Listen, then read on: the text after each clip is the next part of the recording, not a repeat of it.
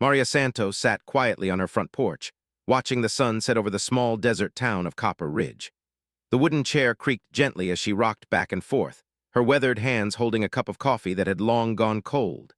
At 62 years old, she had the kind of face that told stories without words, deep lines around her eyes from years of squinting in the desert sun, and a mouth that rarely smiled anymore. The town had changed so much since she and her husband Roberto had first moved here 30 years ago. Back then, it was a peaceful place where everyone knew each other's names and children could play in the streets without fear. Now, broken windows and graffiti marked many of the buildings, and people hurried past each other without making eye contact.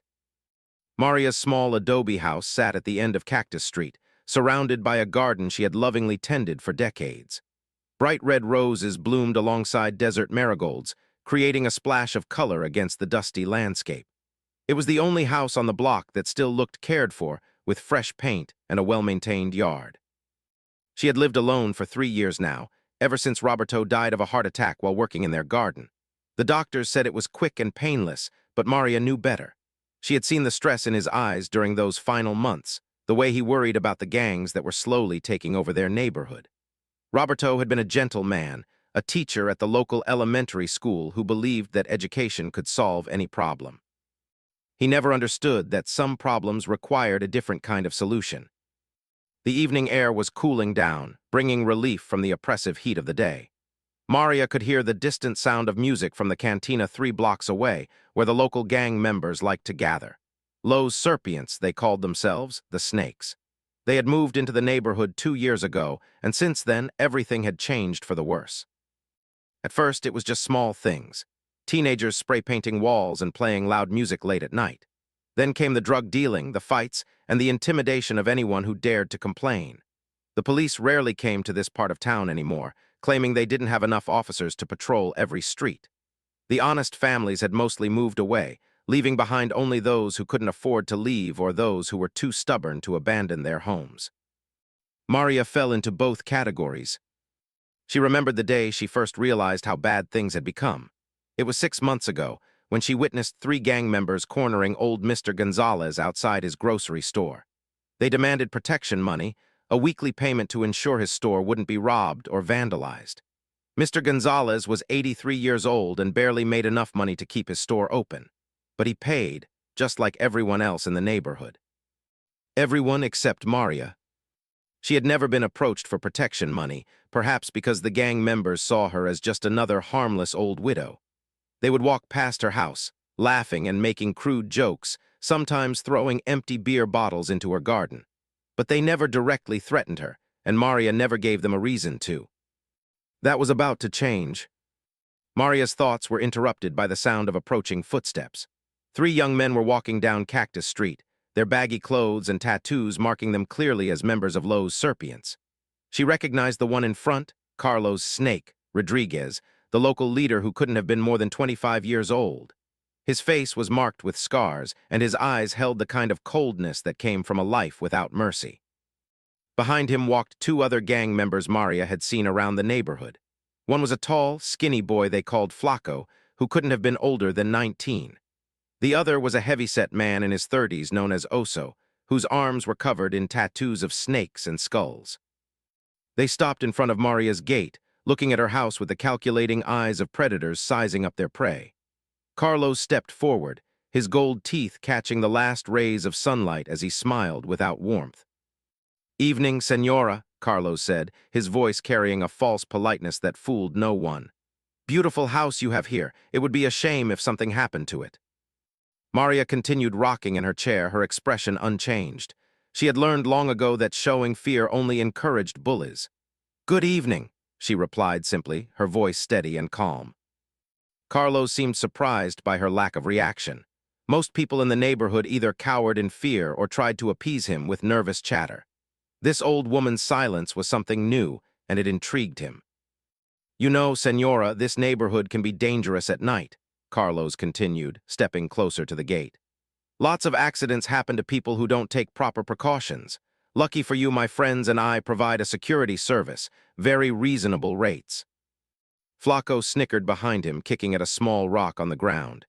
"Yeah, very reasonable. Just $50 a week and nothing bad happens to your pretty garden. Oso nodded in agreement, cracking his knuckles loudly. $50 is nothing compared to what it would cost to fix a house after accidents. Maria set down her coffee cup on the small table beside her chair and looked directly at Carlos for the first time. Her dark eyes were steady and unafraid, holding his gaze without flinching. For a moment, Carlos felt something he rarely experienced: uncertainty. "I don't need your protection," Maria said quietly. "I've lived in this house for 30 years without any problems." Carlos's smile faded, replaced by a harder expression. "Times change, old woman. This isn't the same neighborhood it used to be. Things are different now. We're different now." "Yes," Maria agreed, still rocking gently in her chair. "Things are different, but some things never change." The cryptic nature of her response irritated Carlos. He was used to fear, to people begging and pleading with him. This woman's calm defiance was making him look weak in front of his men, and that was something he couldn't allow. "Listen, abuela," Carlos said, using the Spanish word for grandmother in a mocking tone. "I'm trying to be nice here, but my patience has limits. You can pay willingly, or we can find other ways to convince you." Maria stood up slowly from her chair, her movements deliberate and graceful despite her age. At 5 feet 6 inches tall, she was not an imposing figure, but there was something in her posture that commanded attention. She walked to the edge of her porch, stopping just a few feet from the gate that separated her property from the street. "When I was young," Maria said, her voice carrying clearly in the evening air, "my grandmother used to tell me stories about the old days, about a time when people solved their problems differently, when honor meant something and bullies didn't last long." Carlos laughed harshly. "This isn't one of your grandmother's fairy tales, old woman. This is real life. And in real life, people like you pay people like me, or they suffer the consequences." "You're right," Maria nodded slowly. "This is real life, and in real life, actions have consequences for everyone." She turned and walked back to her chair, sitting down and picking up her coffee cup as if the conversation was over. The dismissal was clear, and it enraged Carlos more than any insult could have. "You have until tomorrow night," Carlos snarled, his polite facade completely dropped. $50 or we start with your precious flowers, then maybe we move on to your windows, and if you're still being stubborn after that. Well, accidents happen to stubborn old women all the time. Flaco and Oso laughed at their leader's threat, already imagining the destruction they would cause. They had done this many times before, and it always ended the same way. People paid or people suffered. But as they turned to leave, Maria's voice stopped them.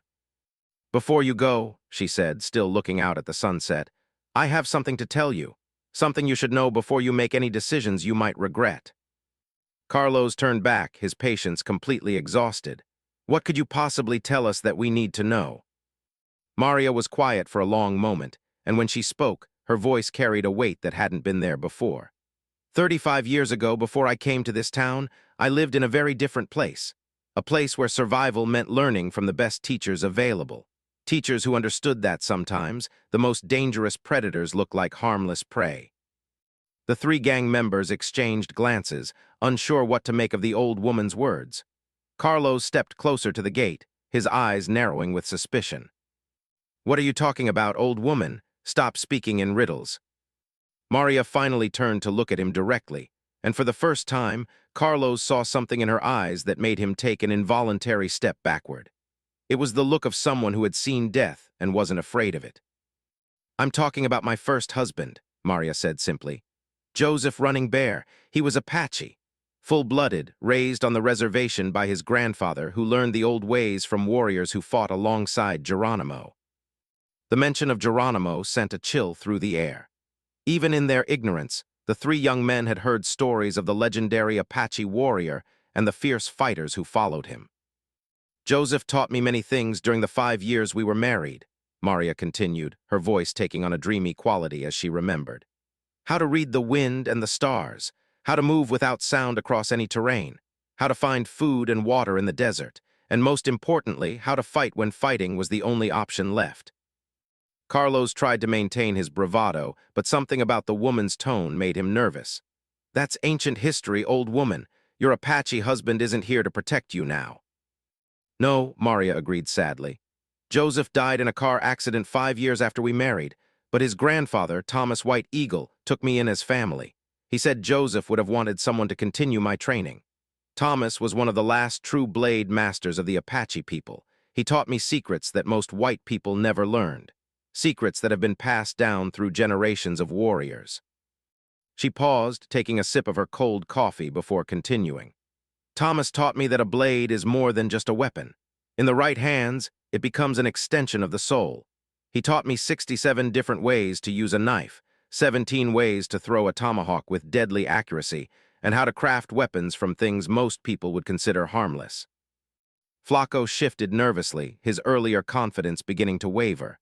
"You're lying, old woman. You're just trying to scare us." Maria smiled for the first time since they had arrived, but it wasn't a warm smile. It was the smile of someone who held secrets that others couldn't imagine. After Thomas died, I left the reservation and eventually met Roberto. We moved here and I put away my old life. I became a teacher like my second husband. I learned to love peace and quiet. I tended my garden and tried to forget the things I knew. But the knowledge never leaves. It just sleeps, waiting for the right moment to wake up. She stood up again, and this time her movements seemed different. More fluid, more purposeful. Even without doing anything threatening, she suddenly seemed more dangerous than before. For 30 years, I've been Maria Santos, the quiet widow who tends her roses and minds her own business. But before that, I was Maria Running Bear, trained by Apache blade masters to survive in a world where only the strongest live to see another sunrise. Carlos felt sweat beating on his forehead despite the cooling evening air. This was not going the way these encounters usually went.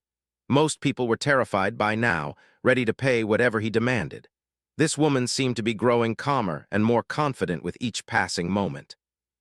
"You're bluffing," he said, but his voice lacked its earlier conviction.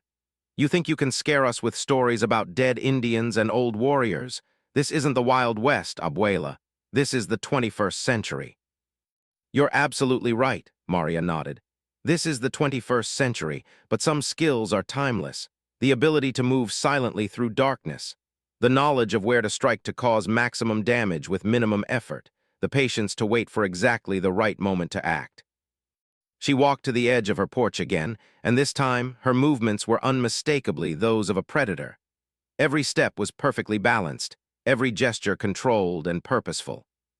"I'm going to give you young men some free advice," Maria said, her voice taking on a tone of authority that made all 3 gang members stand straighter without realizing it.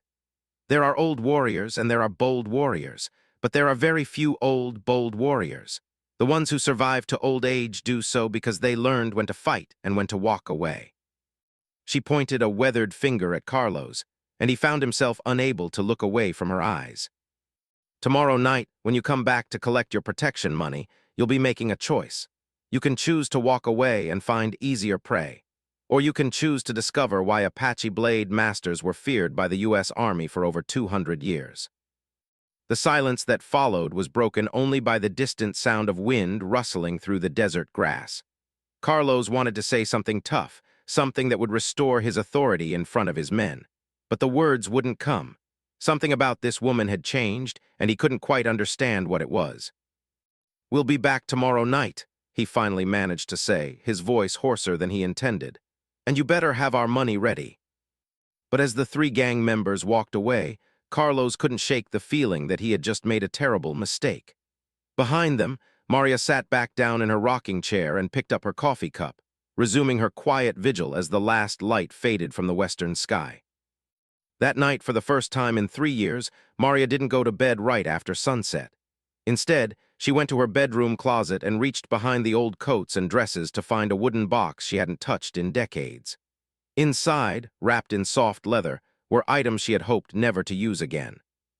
A curved blade with an elk horn handle, perfectly balanced for throwing. 3 smaller knives with edges so sharp they could split a hair lengthwise. A set of throwing stars crafted from desert steel. And most importantly, a leather pouch containing a special powder that Thomas White Eagle had taught her to make from desert plants and minerals. Maria held each weapon briefly, remembering the countless hours of training that had once defined her life. Her hands moved through the familiar motions automatically, muscle memory taking over as if no time had passed at all. She spent the rest of the night in her garden, moving silently between the roses and desert flowers, practicing techniques she hadn't used in 30 years. By dawn, she had remembered everything Thomas White Eagle had taught her about being a predator in a world full of prey. As the sun rose over Copper Ridge, Maria Santos went back inside and made herself breakfast, just like any other day. But she was no longer the same harmless widow who had sat on her porch the evening before. She was Maria running bare again, and she was ready for war. The three gang members would return that evening, expecting to collect their protection money from another frightened victim. Instead, they would discover that some prey bite back harder than any predator is prepared for. And in a small desert town where justice had been forgotten, an old woman was about to remind everyone why respect must be earned, not demanded. The next morning brought scorching heat to Copper Ridge, the kind that made the asphalt shimmer like water and drove sensible people indoors by 10 o'clock. Maria woke before dawn, as had been her habit for decades, and began her daily routine with a calmness that would have surprised anyone who knew what she was preparing for. She made coffee in the same blue ceramic pot Roberto had bought her for their 10th wedding anniversary, then stepped onto her back patio to water the garden. But today was different. Today, she noticed things that had become invisible through years of peaceful routine. The way the morning shadows fell across her yard, creating perfect hiding spots. The loose board in her back fence that could be removed silently. The clear sight lines to every entrance of her property. These observations came naturally, without conscious thought, as if her mind was remembering lessons learned long ago. After tending to her roses, Maria walked to the small shed behind her house where Roberto used to keep his gardening tools. She hadn't been inside for months, but this morning she had a specific purpose. Hidden beneath bags of fertilizer and coils of garden hose, wrapped in an old canvas tarp, was something she had hoped never to need again. The bow was made from desert ironwood, crafted by Thomas White Eagle's own hands 40 years ago. The arrows were fletched with hawk feathers and tipped with points that Thomas had forged himself from meteorite steel, a metal he claimed held the power of the stars themselves. Maria ran her fingers along the smooth wood, remembering the 1,000 hours she had spent learning to use it with deadly precision. A gun makes noise, Thomas had told her during those long training sessions in the Arizona mountains. A gun leaves evidence. A gun can jam or run out of bullets, but a bow is silent and an arrow can be retrieved and used again. In the hands of a master, it is more deadly than any modern weapon. Maria tested the bowstring, surprised to find it still held tension after all these years. Thomas had made it from sinew and plant fibers using techniques passed down through generations. Like everything he created, it was built to last. She selected 3 arrows from the quiver, examining each point carefully. They were still razor-sharp, maintained by the desert's dry air and Thomas's superior craftsmanship. These 3 arrows would be all she needed tonight if it came to that. But Maria hoped it wouldn't come to violence. Despite everything Carlos and his gang represented, despite their threats and intimidation, she had no desire to return to her old life. She had been happy as Maria Santos, the quiet widow who tended roses and minded her own business. Violence, even in self-defense, would change her forever. Still, she was a realist. She had tried to warn them, tried to give them a chance to walk away. If they chose to ignore that warning, the consequences would be theirs to bear. Around noon, Maria walked to Gonzalez's grocery store 3 blocks away. The old man was sweeping the front steps when she arrived, his weathered hands gripping the broom handle tightly. Eduardo Gonzalez had run this store for 25 years, long before the gangs moved in.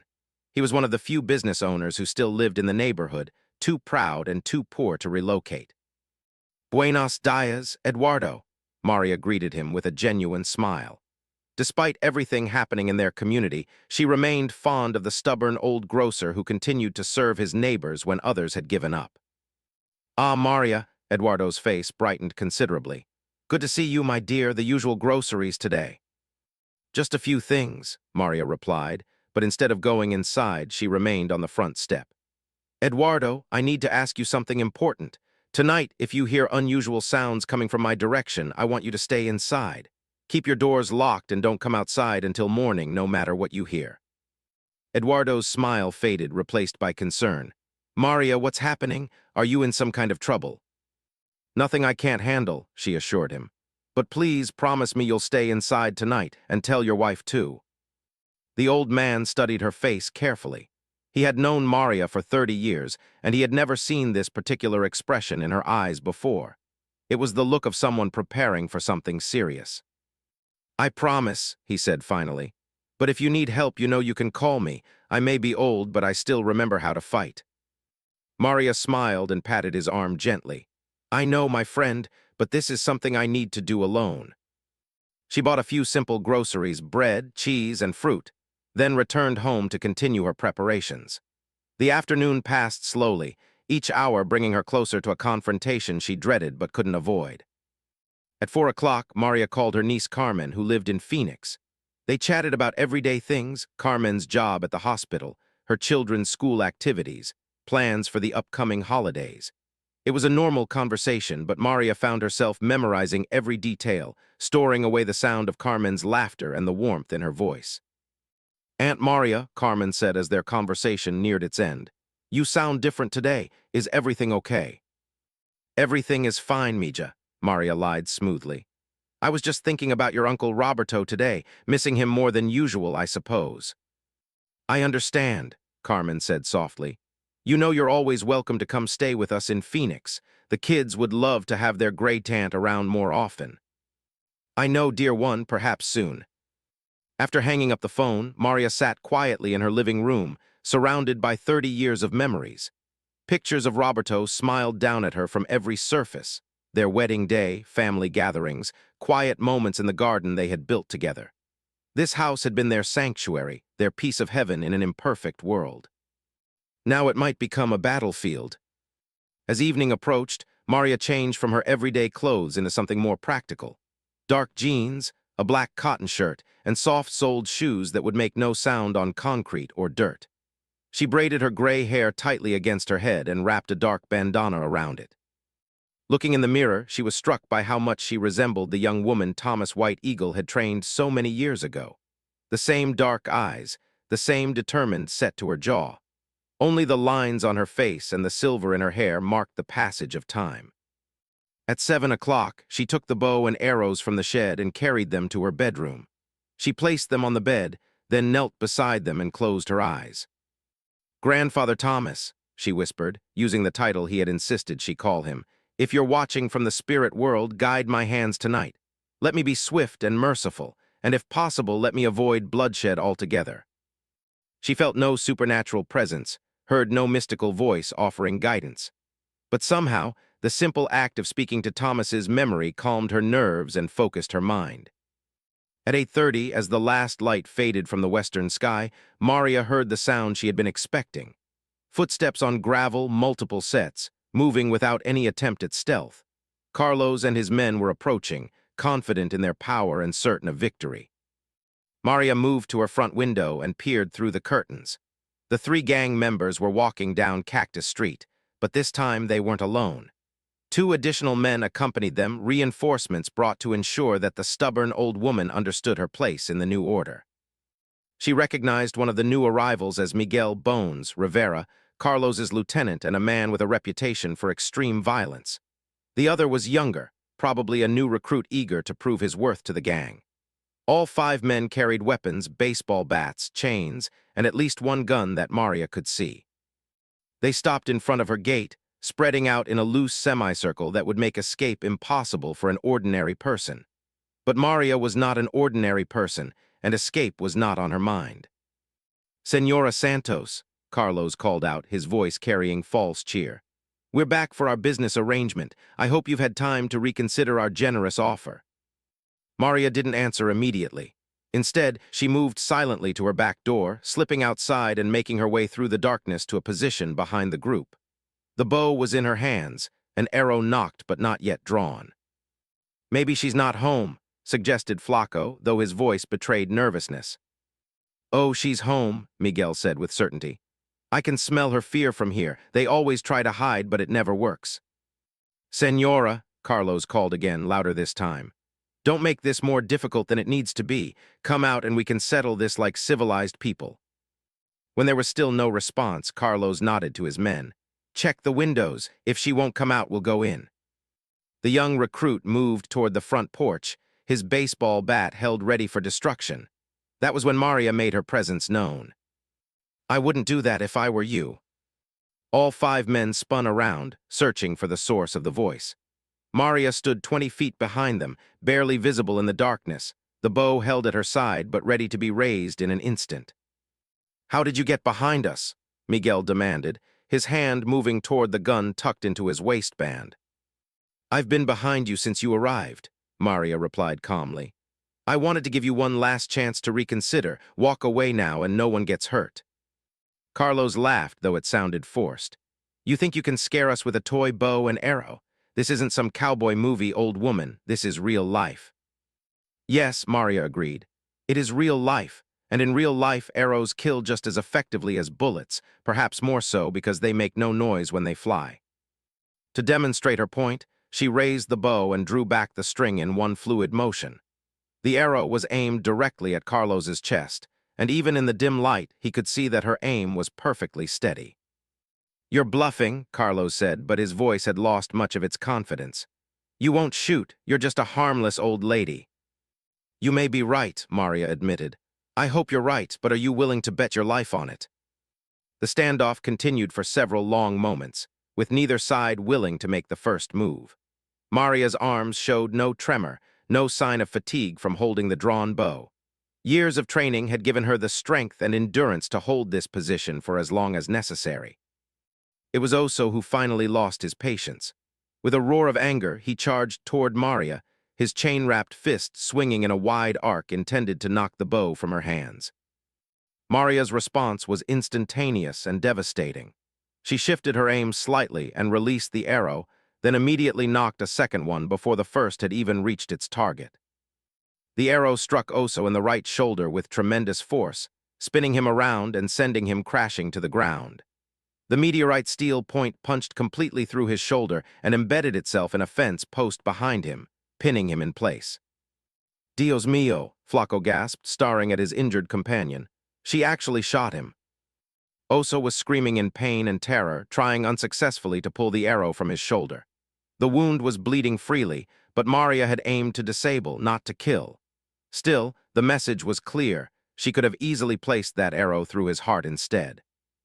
"The next arrow goes through someone's chest," Maria announced, her second arrow now trained on Carlos. "I suggest you collect your friend and leave, immediately." But instead of retreating, Miguel drew his gun, pointing it directly at Maria. "Drop the bow, old woman, or I'll put a bullet through your head." "You could try," Maria replied with remarkable calmness. "But arrows fly faster than most people can pull a trigger, and I never miss what I aim at." The young recruit, terrified by the sudden violence, turned and ran down the street without looking back. Miguel cursed at his cowardice but kept his gun trained on Maria. "This is getting out of hand," Carlos said, sweat pouring down his face despite the cool evening air. "Miguel, put the gun away. We'll come back with more men." "No," Miguel snarled. "This ends tonight. No old woman makes fools of Lowe's serpients." He started to squeeze the trigger, but Maria was already moving. She dove to her right, rolling behind a parked car as Miguel's shot rang out in the night air. The bullet shattered the front window of Eduardo's grocery store 3 blocks away. From her new position, Maria had a clear shot at Miguel's exposed flank. Her second arrow took him in the left thigh, causing him to drop his gun and fall to the ground beside Oso. "Two down," Maria called out, her voice carrying no emotion whatsoever. "Would anyone else like to test whether an old woman knows how to use these ancient weapons?" Carlos and Flaco looked at their 2 injured companions, then at the woman who had put them down with medieval weapons and supernatural accuracy. Both men began backing away slowly, their earlier confidence completely shattered. "This isn't over," Carlos threatened, but his voice shook with fear and pain. "We'll be back with the whole gang. You can't fight all of us." "Perhaps not," Maria admitted, knocking her third and final arrow. "But I'll take several with me before I fall, starting with you, Carlos, if you don't collect your wounded and get off my property right now." The gang leader looked into Maria's eyes and saw his own death looking back at him. Whatever this woman had been before she became a quiet widow, she was clearly capable of incredible violence when pushed too far. "Help me get them up," Carlos ordered Flaco, moving toward their injured companions. It took several minutes to extract the arrows and help the 2 wounded men to their feet. Oso's shoulder was still bleeding heavily, and Miguel could barely put weight on his injured leg. As they limped away into the darkness, Carlos turned back one final time. "You've made an enemy tonight, old woman. Los Serpients don't forget, and we don't forgive." "Neither do Apache warriors," Maria replied quietly. "Remember that when you're deciding what to do next." After the gang members disappeared into the night, Maria stood alone in the darkness, still holding her bow. The confrontation had lasted less than 5 minutes, but it had changed everything. She was no longer Maria Santos, the harmless widow. She was Maria running bare again, and there would be no going back. She retrieved the arrows that had wounded the gang members, cleaning them carefully before returning them to the quiver. The meteorite steel points were undamaged and could be used again if necessary. And Maria had the feeling they would be necessary very soon.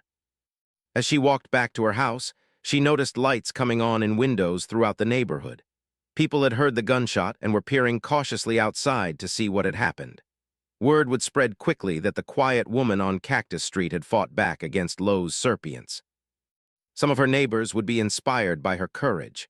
Others would be terrified of the retaliation that was sure to come. But all of them would remember this night as the moment when someone finally stood up to the gang that had terrorized their community for too long. Maria put away her weapons and sat on her front porch just as she had the night before. But everything was different now. The war had begun, and there would be no peace until it was finished one way or another. In the distance, she could hear sirens approaching. Someone had called the police about the gunshot. They would find broken glass and some blood, but no witnesses willing to talk. The code of silence that protected gangs would also protect her, at least for now. As the sirens grew closer, Maria smiled grimly. Carlos thought he was bringing war to a harmless old woman. Instead, he had awakened something that had been sleeping for 30 years. And now the Apache Blade Master was awake and ready to remind everyone why some battles are better left unfought. The police arrived 20 minutes after the gunshot, their red and blue lights painting the quiet street in alternating colors of urgency. Officer Janet Martinez was the first to respond, a veteran cop who had patrolled this neighborhood for 8 years and had seen it deteriorate from a peaceful community into gang territory. She found broken glass scattered across the sidewalk in front of Eduardo's grocery store and dark stains on the asphalt where blood had been hastily cleaned up. But when she knocked on doors seeking witnesses, every face that answered claimed to have heard nothing and seen less. When Officer Martinez reached Maria's house, she found the elderly woman sitting calmly on her front porch, sipping tea as if nothing unusual had happened. "Good evening, Mrs. Santos," Officer Martinez said, approaching the gate cautiously. She had responded to several calls on this street over the past 2 years, and she knew about the gang's protection racket. "We received reports of gunfire in this area. Did you hear anything unusual tonight?" Maria looked up with the innocent expression of someone whose biggest concern was whether her roses were getting enough water. "I heard what sounded like a car backfiring about 20 minutes ago. Very loud. It frightened me quite a bit." Officer Martinez studied the older woman's face carefully. In her experience, people who lived in gang-controlled neighborhoods fell into 2 categories: those who were terrified to speak and those who genuinely hadn't seen anything. Maria Santos appeared to fall into the latter category, but something about the situation felt wrong. "Have you had any problems with gang members in this area, Mrs. Santos? Any threats or demands for money?" "Oh no, officer," Maria replied with convincing sincerity. "The young people in this neighborhood have always been very respectful to me. I think they see me as a harmless grandmother figure." The policeman made notes in her report, but she couldn't shake the feeling that she was missing something important. The blood evidence suggested someone had been seriously injured, yet no one had shown up at any local hospital with gunshot wounds. Gang members usually sought medical attention immediately after being shot, even if it meant risking arrest. "Well, if you think of anything else, please give us a call," Officer Martinez said, handing Maria her business card. "And be careful out here, especially at night. This neighborhood can be dangerous." "I appreciate your concern," Maria replied warmly. "But I've lived here for 30 years without any problems. I think I know how to take care of myself." After the police left, Maria remained on her porch until well past midnight, listening to the sounds of the night and thinking about what would come next. She had wounded 2 gang members and humiliated their leader in front of witnesses. In the world of street gangs, Such actions demanded retaliation, or Los Serpients would lose credibility with their rivals and their own members. Carlos would return, and when he did, he would bring overwhelming force. Maria went inside and began making more extensive preparations. From her bedroom closet, she retrieved additional weapons that Thomas White Eagle had insisted she learn to use. A pair of tomahawks with razor-sharp edges and perfect balance for throwing. Several knives of varying lengths, each designed for specific purposes. And most importantly, a medicine bag containing herbs and powders that could be used to create various effects. She spent the early morning hours crafting special arrows, each one designed for a specific purpose. Some were tipped with points dipped in a paralytic poison derived from desert plants. Others carried small clay vessels filled with Thomas's special smoke powder that would create instant concealment. A few were equipped with incendiary tips that would ignite on impact. These were not weapons for wounding or warning. These were weapons for war. As dawn approached, Maria realized she couldn't defend her property alone against a large group of attackers. She needed allies, and she knew exactly where to find them. At 8 o'clock that morning, she walked to Eduardo's grocery store, where the old man was sweeping up the glass from his shattered window. "I'm sorry about your window, Eduardo," Maria said genuinely. "I'll pay for the replacement." The grocer looked up at her with knowing eyes. "So it was your car backfire that broke my glass last night." Maria smiled apologetically. "I tried to keep it away from your store, but bullets have their own ideas about where they want to go." Eduardo leaned on his broom and studied his old friend with new respect. 30 years I've known you, Maria Santos, and last night I discovered I never really knew you at all. Where did a quiet schoolteacher learn to fight gang members?" "That's a long story," Maria replied. "But right now, I need your help with something more immediate. Carlos and his men will be back tonight, and they'll bring reinforcements. I can't defend my home alone against that many people." "What do you want me to do?" "I want you to spread the word to every honest family in this neighborhood. Tonight, when the fighting starts, they should stay inside with their lights off and their doors locked. But more importantly, I want them to know that someone is finally fighting back against these parasites." Eduardo nodded slowly. "And what about the families who are tired of being afraid, the ones who might want to help?" Maria had hoped he would ask that question. "Tell them to meet me behind the old church at sunset, but only the ones you trust completely. This isn't a game, Eduardo. People might die tonight." The old grocer gripped his broom handle tighter. "My grandson Diego lives 6 blocks from here. He's 23 years old, just out of the army. He came home expecting to find the neighborhood where he grew up, but instead he found this mess. He's been talking about moving away because he can't stand to watch what's happening here." "Bring him," Maria said without hesitation. "But make sure he understands what he's signing up for. This isn't a protest or a neighborhood watch meeting. This is war." Over the course of the day, word spread quietly through the community. Not everyone was interested in fighting back. Many families were too frightened or too convinced that resistance was hopeless. But a small group of men and women began gathering behind the old Catholic church as the sun set over Copper Ridge. Maria arrived to find 12 people waiting for her. Besides Eduardo and his grandson Diego, there was Carmen Reyes, a nurse who had treated too many victims of gang violence. Miguel Santos, no relation to Maria, a construction worker whose daughter had been threatened by gang members at her high school. Rosa Gutierrez, a widow whose husband had been killed trying to resist a robbery 2 years earlier, and several others, all united by their refusal to live in fear any longer. "I want to be clear about what we're doing here," Maria addressed the group in a voice that commanded attention. "Los Serpients have turned our neighborhood into their personal territory. They extort money from our businesses, sell drugs to our children, and terrorize anyone who opposes them. The police can't or won't stop them." Diego stepped forward, his military bearing evident despite his civilian clothes. "What's your plan, Senora? We're all ready to fight, but we need coordination and tactics if we're going to succeed." Maria smiled at the young veteran's directness.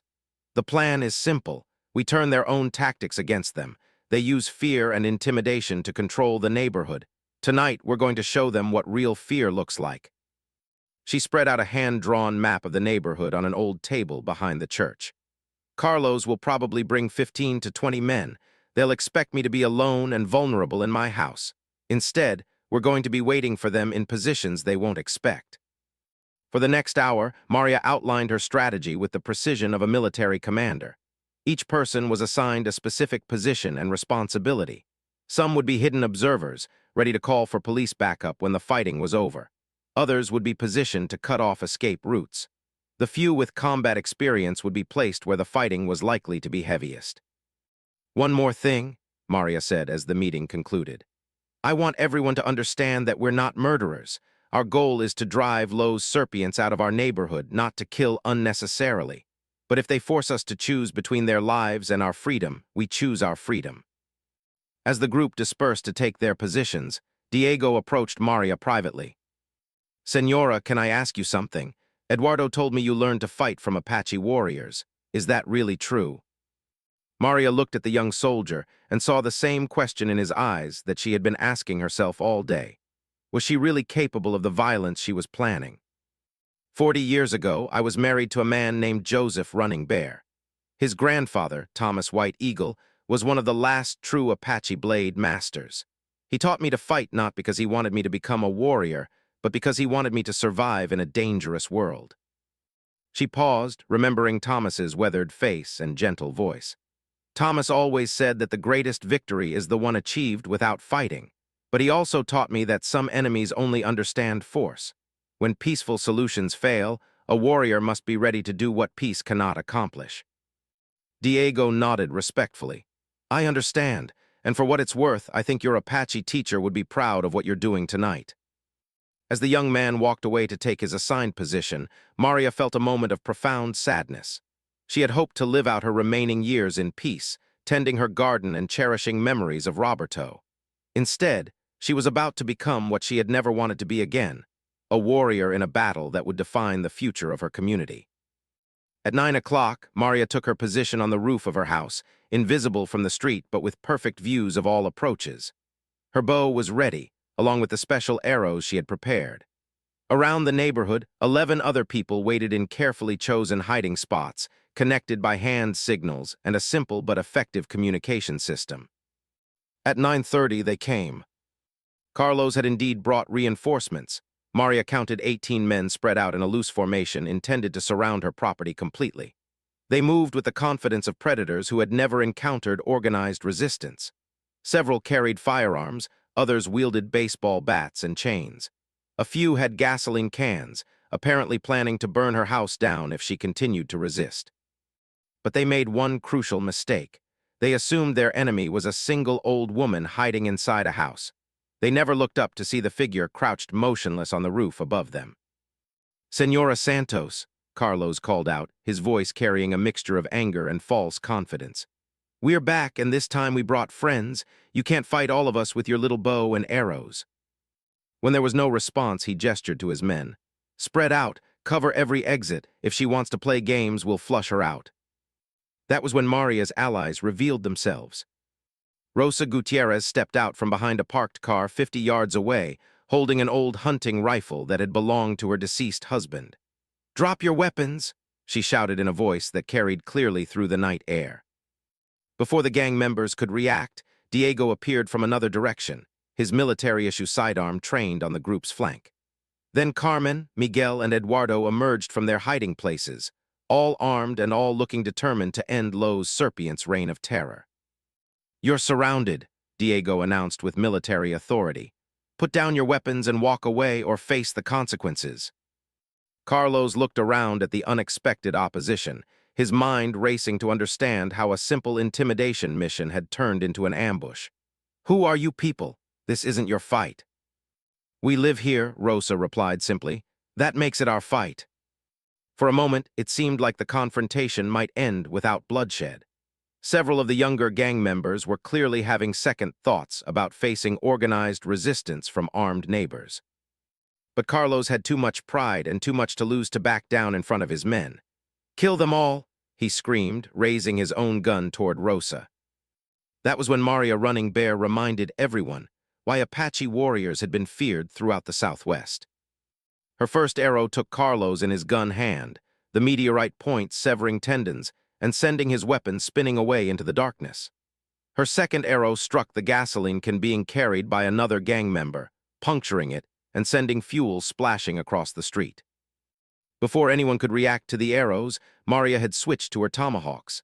The first one flew through the air in a perfect arc, striking a gang member in the shoulder and spinning him to the ground. The second tomahawk found its mark in the thigh of another attacker, dropping him with a scream of pain and surprise. The neighborhood erupted into chaos. Gunshots echoed off the houses as Diego and his allies engaged the remaining gang members. Maria moved across the rooftops like a ghost, appearing and disappearing in the shadows, her arrows finding targets with supernatural accuracy. One by one, the gang members fell, wounded, not killed but definitely out of the fight. Those who weren't injured fled into the night, abandoning their leader and their wounded companions. Within 10 minutes it was over. Carlos lay bleeding on the street, surrounded by 7 of his men in various states of injury. The rest had either fled or surrendered to Diego and his allies. As sirens wailed in the distance, someone had finally called the police about the gun battle. Maria climbed down from the roof and walked calmly to where Carlos was trying to crawl away on his hands and knees. "I warned you," she said quietly, kneeling beside the wounded gang leader. "I told you there were consequences to your choices." Carlos looked up at her with pain and hatred burning in his eyes. "This isn't over. Even if you kill me, others will come. Los Serpients will never forget this." "You're right," Maria agreed. "They won't forget, but they won't be back either, because tonight word will spread through every gang in the county about what happened here. They'll learn that this neighborhood is protected by an Apache blade master and a group of people who refuse to live in fear." She stood up and looked around at her neighbors, who were emerging from their homes to see the aftermath of the battle. Men, women, and children who had been prisoners in their own community were walking freely in the streets for the first time in years. "The police will be here soon," she announced to her allies. "Remember, we were defending ourselves against armed attackers. We used minimum necessary force to protect our community, and we'll all tell the same story." Diego nodded, already securing the weapons abandoned by the fleeing gang members. "What about Los Serpients' territory? They control 6 other neighborhoods in this part of the city." Maria smiled grimly. "That's not our problem tonight. Tonight we saved our own community. Tomorrow we'll see who else is ready to fight for their freedom." As the police cars arrived and officers began taking statements, Maria noticed that the wounded gang members were being unusually cooperative. They answered questions willingly and made no threats against their neighbors. Word of the Apache blade master was already spreading, and even hardened criminals understood the wisdom of avoiding a fight they couldn't win. The war was far from over, but the first battle had been won decisively. And in a small desert town where justice had been forgotten, a group of ordinary people had rediscovered what it meant to stand up for what was right. Maria Santos had become Maria Running Bear again, and she was ready for whatever came next. The news of what happened on Cactus Street spread through the city like wildfire. By the next morning, every gang member, police officer, and community leader in a 50-mile radius had heard some version of the story. An elderly widow had single-handedly defeated 18 gang members using nothing but traditional Apache weapons. While the details grew more fantastic with each retelling, the core truth remained unchanged. Los Serpients had been humiliated by a group of ordinary neighbors who had decided to fight back. Maria woke to find her phone ringing constantly. Reporters wanted interviews. City council members wanted to meet with her. Social media influencers wanted to make videos about the Apache granny who had gone viral overnight. She ignored them all. Instead, she spent the morning in her garden, tending to roses that had been damaged by stray gunfire the night before. The physical act of nurturing growing things helped calm her mind and process what had happened. She had crossed a line that couldn't be uncrossed. Maria Santos, the quiet widow, was gone forever, replaced by someone she had hoped never to become again. Around noon, a sleek black sedan pulled up in front of her house. 3 men in expensive suits climbed out, moving with the predatory grace that marked them as dangerous despite their professional appearance. The man in the lead was tall and silver-haired, probably in his 60s, with the kind of presence that commanded attention in any room. Maria watched from her front window as they approached her gate. These weren't local gang members or curious reporters. These men radiated the kind of power that came from controlling entire criminal enterprises. The silver-haired man stopped at her gate and waited politely until Maria emerged from her house.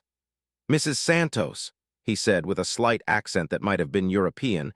"My name is Vincent Marchetti. I wonder if we might have a conversation." Maria had heard the name before. Vincent Marchetti was rumored to be the head of organized crime operations throughout the Southwest. If he was standing at her gate, it meant last night's battle had attracted attention from much more dangerous people than Carlos and his street gang. "What can I do for you, Mr. Marchetti?" Maria asked, remaining on her porch while he stayed on the other side of the gate. "I wanted to meet the woman who has caused such a stir in our community," Marchetti replied with what appeared to be genuine respect. "What you accomplished last night was impressive. 18 armed men defeated by a handful of neighbors and one very skilled warrior." "I was defending my home," Maria said simply. "Nothing more." Marchetti smiled, but it didn't reach his eyes. "Mrs. Santos, I've been in this business for 40 years. I know the difference between a lucky housewife and a trained killer. Your precision, your tactics, your ability to coordinate multiple combatants, these things don't come from gardening and volunteer work." He paused, studying her face carefully. "I also know that Lowe's Serpients was paying protection money to my organization. They were franchisees, you might say, operating under our umbrella in exchange for a percentage of their profits." Maria felt a chill run down her spine. This was worse than she had imagined. By defeating Carlos and his gang, she hadn't just eliminated a local problem. She had attacked the property of a major crime family. "I had no knowledge of your business arrangement," Maria said carefully. "My quarrel was with the young men who threatened me and my neighbors." "Of course," Marchetti nodded agreeably. "And under normal circumstances, I would simply send new people to reestablish our operations in this neighborhood. But these are not normal circumstances." He gestured to one of his companions, who handed him a tablet computer. "Since last night, I've received calls from 7 other neighborhood groups asking if I know how they can contact the Apache warrior who defeated Lowe's Serpients. Word is spreading that organized resistance is possible. People are starting to believe they don't have to live in fear anymore." The tablet showed social media posts, news articles, and what appeared to be surveillance footage from last night's battle. Maria was disturbed to see how much documentation existed of her activities. "This presents me with a problem," Marchetti continued.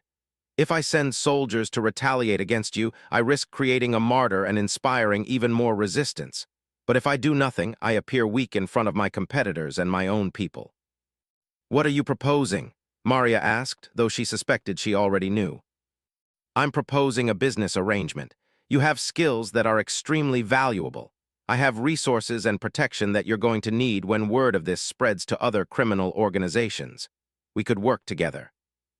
Maria looked at the 3 men standing at her gate and saw everything she had spent 30 years trying to escape. The violence, the moral compromises, the endless cycle of conflict that destroyed everyone it touched. "I'm not interested in your business, Mr. Marchetti. I just want to live peacefully in my neighborhood." Marchetti's expression hardened slightly. "Mrs. Santos, I'm trying to be reasonable here, but you need to understand the situation you've created. Lowe's Serpients was connected to larger organizations. Their defeat has caused ripple effects that extend far beyond this neighborhood." He handed the tablet back to his companion and fixed Maria with a direct stare. "Within the next week, representatives from at least 3 rival organizations will visit this area. They'll want to know if you're available for hire, if you're planning to expand operations, or if you need to be eliminated as a potential threat." "And what's your recommendation?" Maria asked. "Accept my protection and work with me. I can keep the others away and give you legitimate targets for your talents. There are people in this city who deserve what you gave Lowe's Serpients last night." For a moment, Maria was tempted. The resources of a major criminal organization would make it much easier to protect her community. But she remembered Thomas White Eagle's teachings about the warrior's path. "A true warrior fights only when necessary," Thomas had told her during their final training session. "But once you become a weapon for others to use, you stop being a warrior and become just another tool for evil." "Thank you for the offer," Maria said with finality, "but I'll have to decline." Marchetti's face showed no surprise, though his companions shifted nervously. "I expected as much. You have the look of someone who makes her own decisions. But let me give you some advice from someone who has survived in this business for a very long time." He leaned closer to the gate, his voice dropping to barely above a whisper. The people coming to see you won't be as reasonable as I am. Some of them will view you as a threat that needs to be eliminated regardless of your intentions. Others will see you as a prize to be captured and controlled. And a few will simply want to test themselves against the legendary Apache Blade Master. I understand the risks, Maria replied. Do you? Because this isn't just about you anymore. Your neighbors who helped you last night are now marked as well. Their faces are on surveillance footage. Their names are in police reports. Anyone who wants to hurt you has a dozen soft targets they can go after first. This was the possibility that Maria had been dreading. By accepting help from her neighbors, she had put them all in danger. What would you suggest? She asked. Let me offer protection to the people who helped you. No strings attached, no payment required. Just insurance that your allies don't suffer for their courage. Maria studied Marchetti's face, trying to read the truth behind his words. In her experience, men like him rarely offered something for nothing, but the safety of her neighbors was more important than her own principles. And in return, nothing immediate, but someday I might need a favor from someone with your particular skills. When that day comes, I'd like to know I can count on your cooperation. It was exactly the kind of open-ended obligation that Maria knew better than to accept.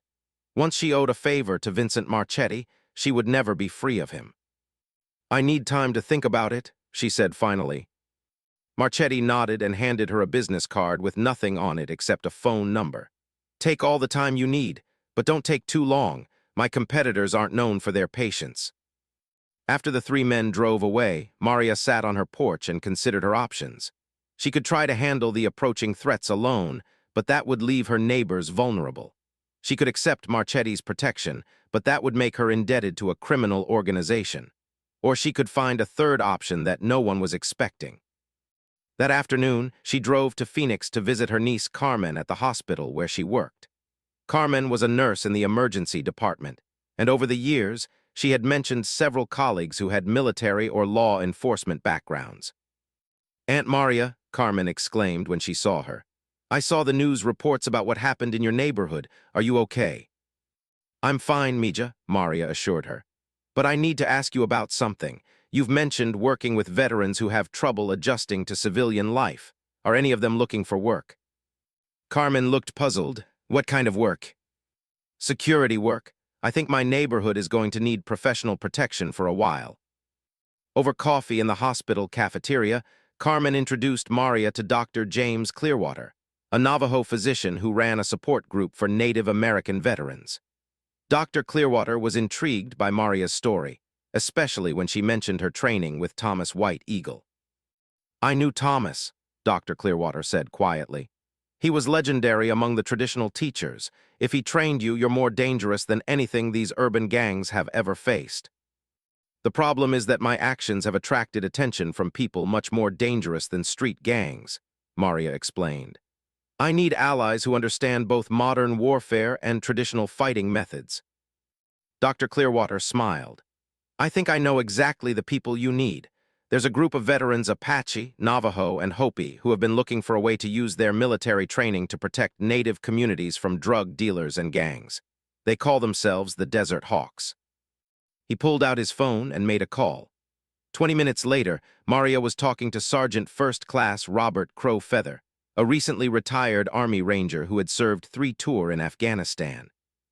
Dr. Clearwater told me about your situation, Crow Feather said over the phone. If you're really trained by Thomas White Eagle, then you're family.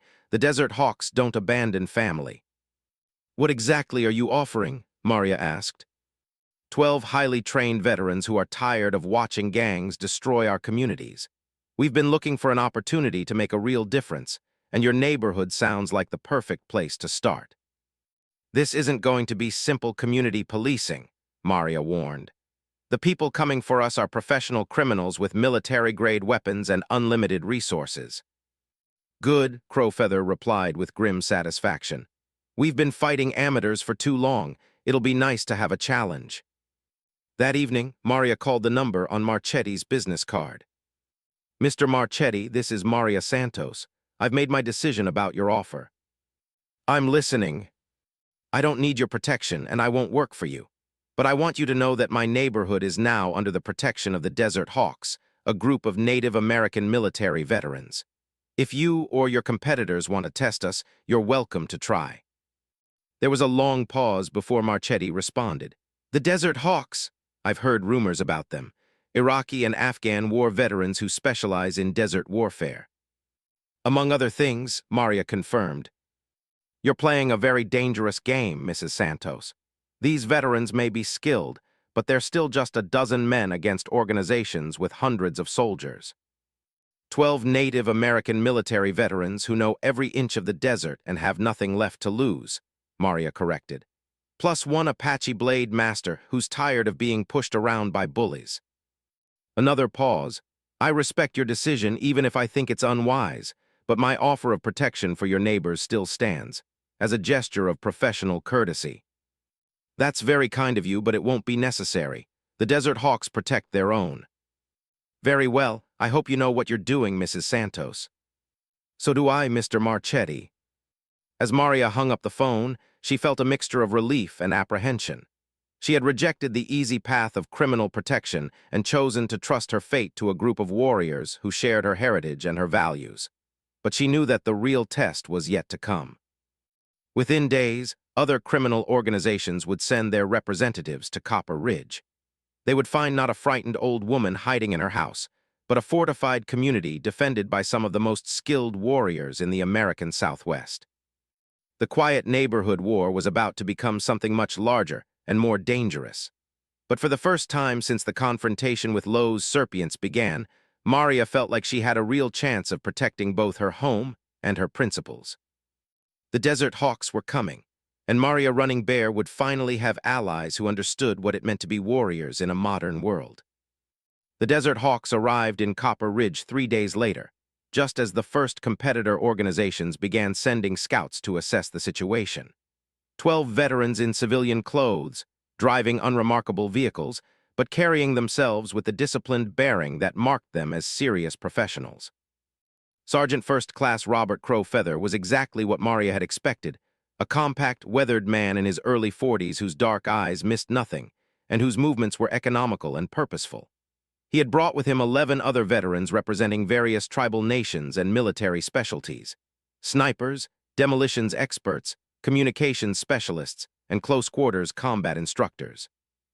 They established a command post in the abandoned gas station 2 blocks from Maria's house, turning the empty building into a fortress that looked innocent from the outside, but was equipped with sophisticated surveillance equipment and defensive positions. Tell me about the threats we're facing, Crow Feather said as he and Maria reviewed maps of the neighborhood that evening. According to Marchetti, at least 3 organizations are sending people to evaluate the situation. The Kozlov brothers from Eastern Europe, the Yakuza from Lowe's Angels, and a cartel delegation from Mexico. Crow Feather nodded grimly. I know about the Kozlovs. We encountered their weapons dealers in Afghanistan. They're brutal but predictable. The Yakuza are more subtle but equally dangerous. And the cartels, he shook his head. The cartels don't negotiate, they eliminate problems. What's your assessment? Maria asked. Honestly, if this was just about territory or money, I'd say we were outgunned and should consider withdrawing. But this isn't about business anymore. This is about something more important. He pointed to the map, indicating the 12-block area that comprised their neighborhood. Word is spreading beyond criminal organizations. Community groups in 6 other cities have contacted us, asking for help with their own gang problems. If we succeed here, it proves that ordinary people can fight back against organized crime. If we fail, no one else will try, Maria finished. Exactly, so failure isn't an option. Over the next 2 days, the Desert Hawks transformed Cactus Street and the surrounding blocks into something resembling a forward operating base in a war zone. Hidden cameras monitored every approach. Concealed fighting positions were prepared at key intersections. Escape routes and fallback positions were identified and equipped. The neighborhood residents were initially nervous about the military presence, but they quickly realized that these veterans were different from the gangs that had terrorized them. The Desert Hawks were respectful, professional, and genuinely committed to protecting the community rather than exploiting it. Diego, Eduardo's grandson, served as liaison between the veterans and the local residents. His own military experience helped him coordinate activities and ensure that everyone understood their role in the coming conflict. "It's like we're getting ready for a real war," Eduardo commented as he watched Maria practice with her bow on the roof of her house. "We are," Maria replied simply. "The only question is whether it will be a long war or a short one." The answer came sooner than expected. On Friday evening, exactly 1 week after the confrontation with Lowe's Serpients, 3 separate groups of vehicles entered Copper Ridge from different directions. The Kozlov brothers had sent 8 men in 2 black SUVs. The Yakuza delegation consisted of 6 operatives in expensive sedans. The cartel representatives arrived in a convoy of pickup trucks carrying 12 armed men. "They're not coordinating with each other," Crow Feather observed from his command post. "Each group thinks they're going to handle this independently." "That works in our favor," replied Maria, who was monitoring radio communications between the various Desert Hawks positions. "Confusion among enemies is always an advantage." The first contact came when the Kozlov vehicles attempted to establish a perimeter around Maria's house. Staff Sergeant Elena Whitehorse, a Navajo sniper positioned on a rooftop 3 blocks away, reported movement through her scope. 8 hostiles with automatic weapons establishing overwatch positions. They're setting up for a siege operation. Before Crow Feather could respond, the Yakuza operatives made their move. Instead of confronting the heavily armed Kozlov soldiers directly, they approached Maria's house on foot, moving with the silent precision of professional assassins. Maria, watching from her front porch as if nothing unusual was happening, activated a small radio transmitter hidden in her sleeve. "Fish in the barrel," she said quietly, using the code phrase that meant multiple enemy groups were converging on the target zone. The Desert Hawk's response was swift and coordinated. Smoke grenades deployed from hidden positions, creating instant concealment across a 3-block area. Suppressed rifle fire from carefully chosen positions began dropping the Kozlov soldiers without alerting the other groups to what was happening. Meanwhile, Maria herself dealt with the approaching Yakuza operatives using methods that Thomas White Eagle would have recognized. She moved through the artificial fog like a ghost, her traditional weapons making no sound as they found their targets. One by one, the assassins fell to arrows, throwing knives, and tomahawk strikes delivered with supernatural precision. The cartel soldiers, realizing that something was seriously wrong, attempted to withdraw to their vehicles and regroup. But they found their retreat blocked by Corporal James Strongbear, a Hopi veteran who had specialized in explosives during his Army service. Strategic demolitions had rendered their trucks inoperable while seeming to be random street construction accidents. Within 20 minutes, all 3 criminal delegations had been neutralized without any of them understanding what had happened to the others. Those who survived would report back to their organizations that Copper Ridge was defended by an unknown force using unconventional tactics and traditional weapons combined with modern military coordination. But Maria knew that the victory, while decisive, was also temporary. Word would spread through criminal networks that something unprecedented had happened in a small desert town. Some organizations would decide that the risk wasn't worth the potential reward. Others would view the challenge as an opportunity to prove their superior strength.